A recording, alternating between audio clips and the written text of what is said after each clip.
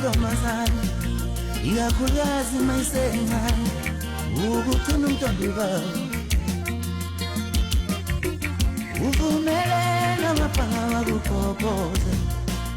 Ngiyabingelela nonke abantu abathanda ithwaso lekhansela kuthi nakuphi la kufinyelela khona leli phimbo nomunye atshela omunye nomunye atshela omunye ngithi nakho-ke kwasuka lokho inkukhu yaphuza amanzi yangawachama nhlobo.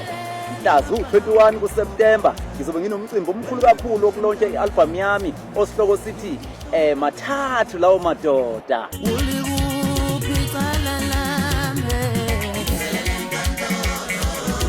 uma ngishaya ingoma yami ngimemeza amakhawaho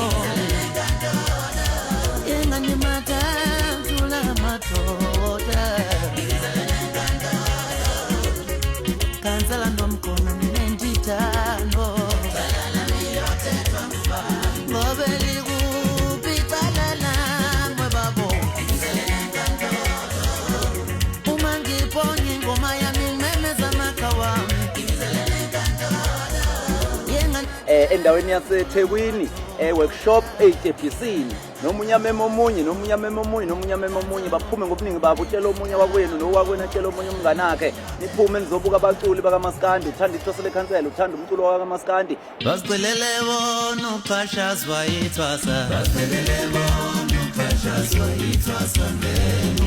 ingane ngangizithulele ngizalele ngoma yami basuke basiphelele bona uqhashazwa ithwasa ingane basiphelele bona uqhashazwa inhlola. ngeke ngikwazi ukubamemeza bonke njengamanje ngoba isikhathi sincane kodwa bazobe bebaningi kakhulu abaculi bazobe bekhona lapha ya workshop eJebhisini mhla ka-21 kuSeptemba. Yodibana khona iqala ngo-9 phela ngo-6 ntambama.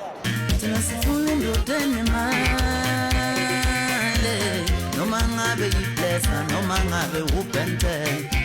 Thina sifuna indoda enemali noma ngabe yiblesa noma ngabe ubente. Thina sifuna indoda enemali noma ngabe yiblesa